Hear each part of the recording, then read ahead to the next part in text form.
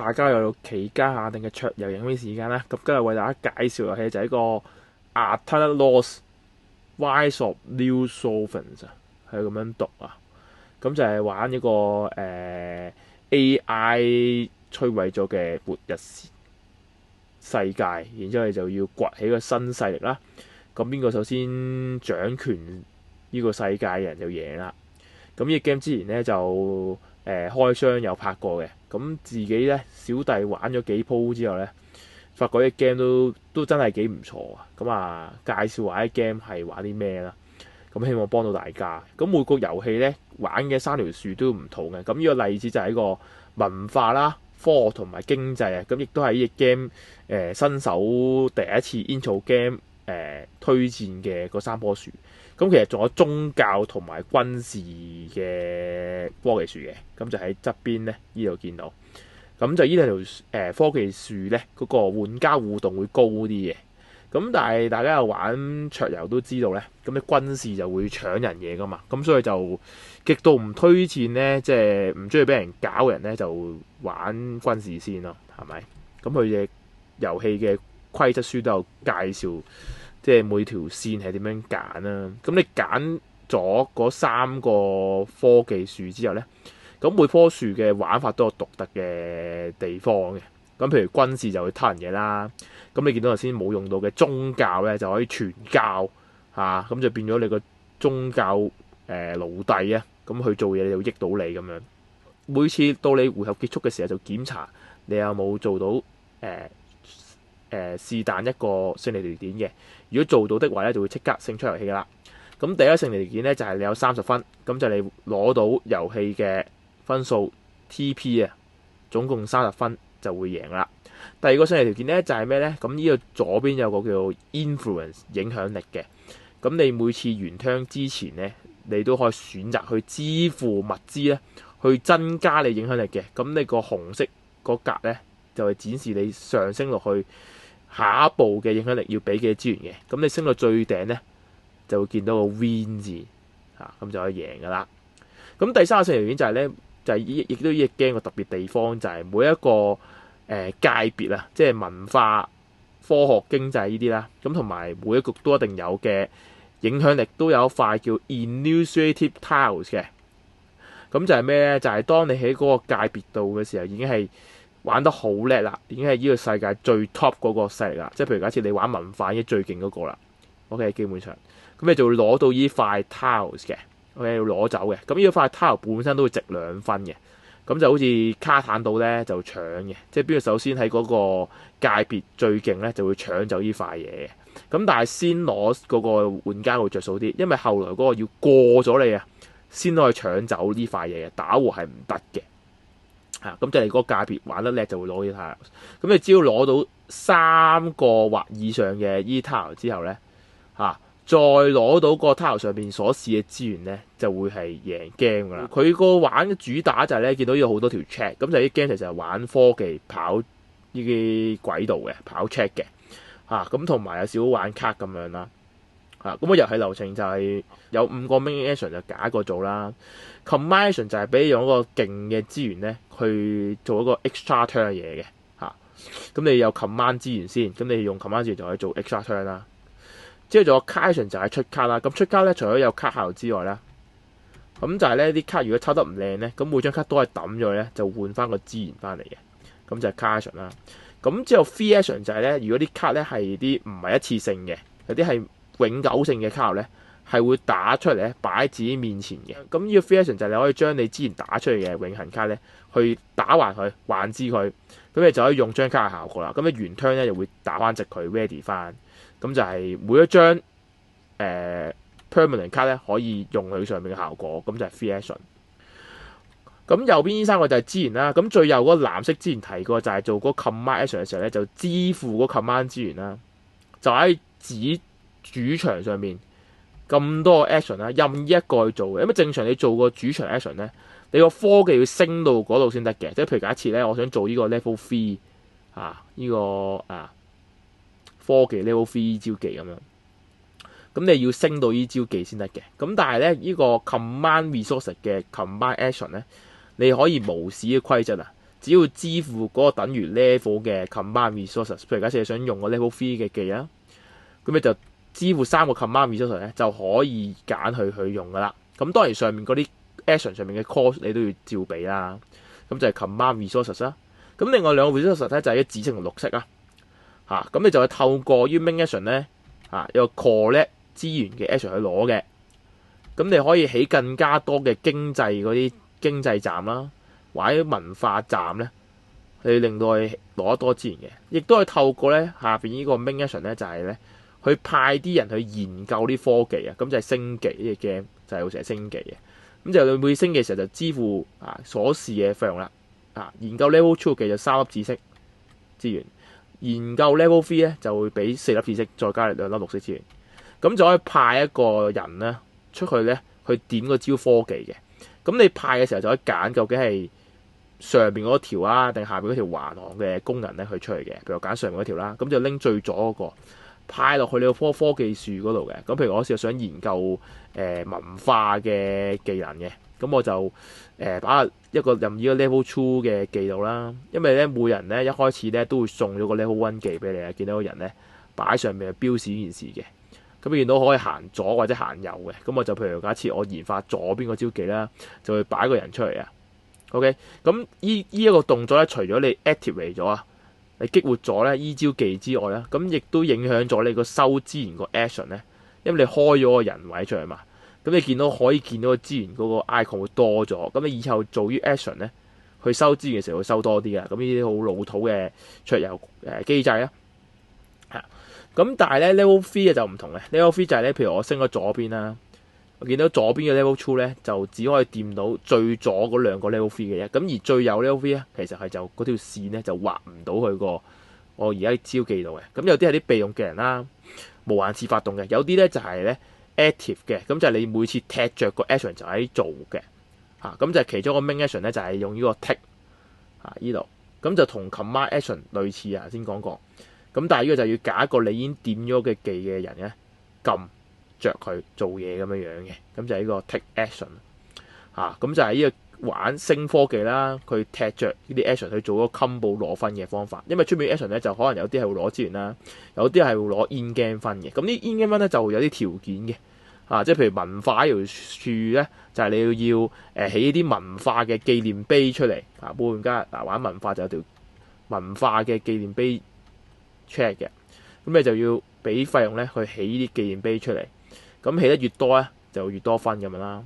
咁經濟咧，除咗你可以令你攞資源攞多啲之外咧，咁呢啲嘅經濟台咧，咁都有機會令你攞 in game 分嘅，咁就喺經濟嗰邊都會計翻佢有分去攞咁樣啦。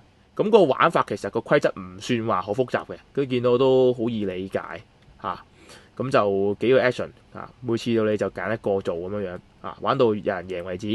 咁就考你點樣去跑喺唔同嘅界別度，都去做咗最勁嗰個咯。咁依 game 咧，其實咧就普遍嚟講咧，個玩家互動唔會話好高嘅。咁所以呢隻 game 其實佢個點樣去改善嘅位就係佢透過嗰棵樹嗰個界別嘅玩法咧，嚟提供呢個互動位啦。咁同埋每一個技能嗰個位咧，邊個首先去研發到嗰啲技咧，都會有啲特別嘅獎勵攞啦，即係會鬥快啦。咁同埋咧，你會睇到即係對手咧跑邊一條路嘅時候咧，你會知道佢將來咧係會想撳乜嘢嚟攞分嘅，因為啲行動係擺晒出嚟 popping， 大家都可以 share 去點嘅，即係唔會話我點完你冇得點嘅。咁所以咧，你就可以咧去提前去攔截佢啦，即係你知道佢想點攞分就攔截佢啦，或者俾佢更加快去攞到嗰啲分啦。咁就個互動去喺呢度。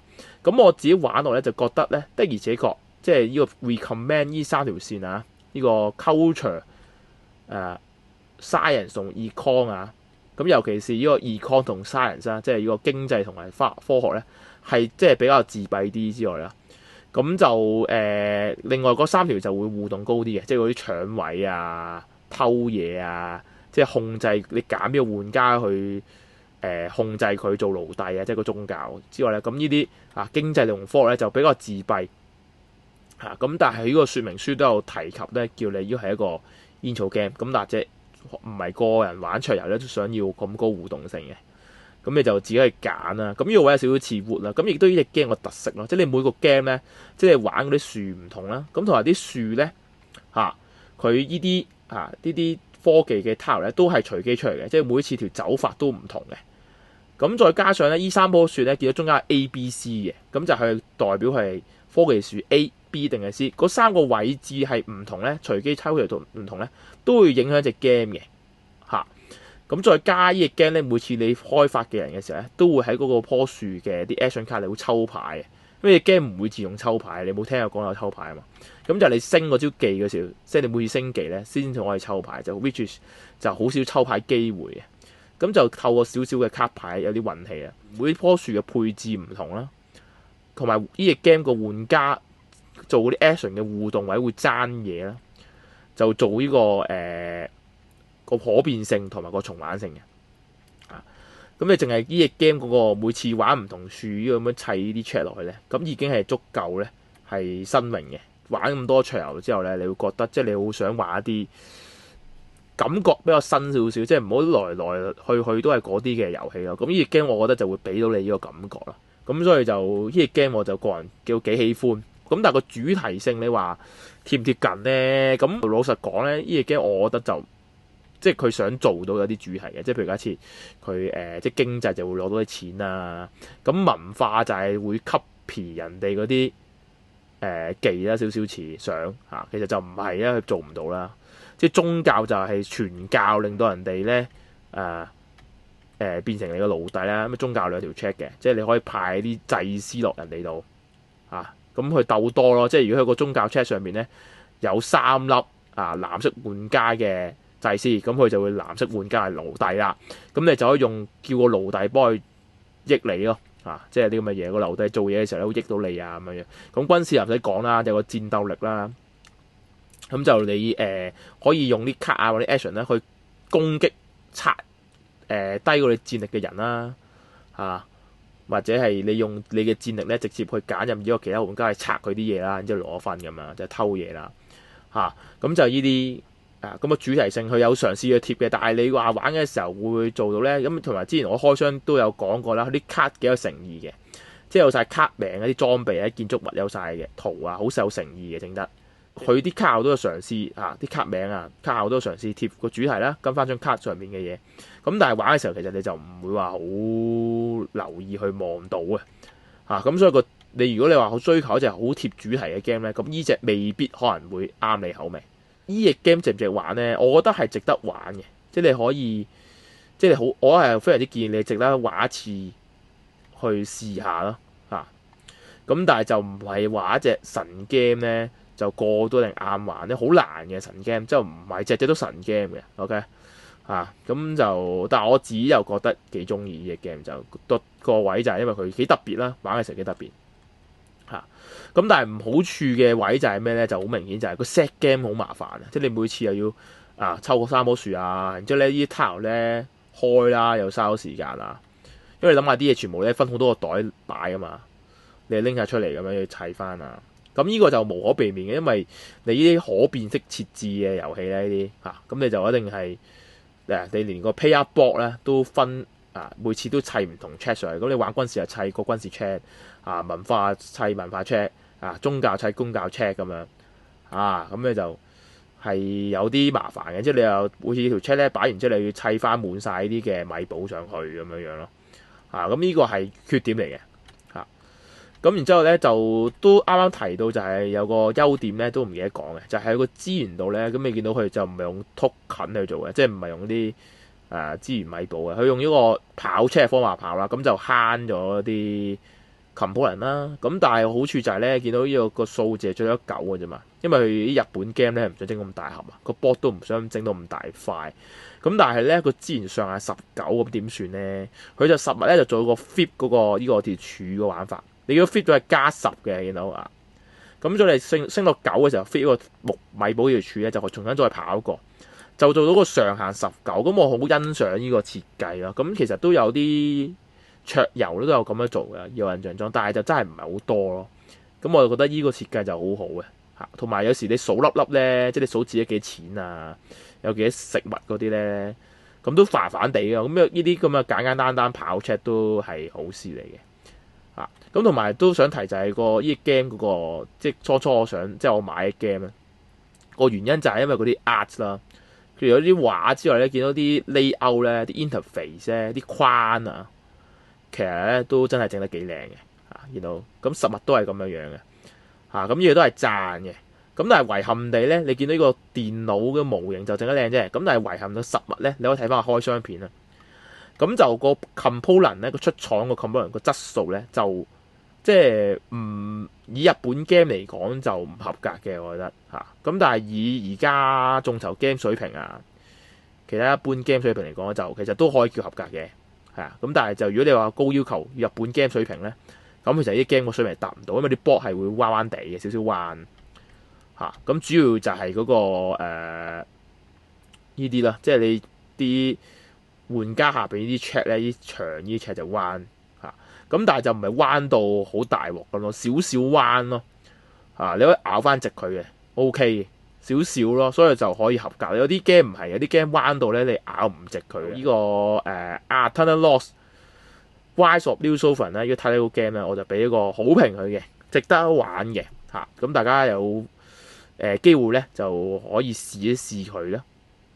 係啦，咁如果你想玩一啲重策歐式 game 啦，跑 check 跑路線嘅有啲互動唔係完全冇互動嘅，玩呢個末日主題，玩小卡啊，玩升科技樹啊，跑啊揸下嘢啊，有啲玩家咧爭嗰個 tile 咧會爭嘅即係每條線你爭都好勁啊，有少少卡效咁咧，咁呢個 game 你可以試下又都得，都係你會可能會中意啊咁同埋佢都有擴充咧，就會係即係啲人咧，你可以俾佢坐啲載具嘅，咁都幾好嘅。我試咗都嗰個擴充型即係你第一次玩都加都冇問題。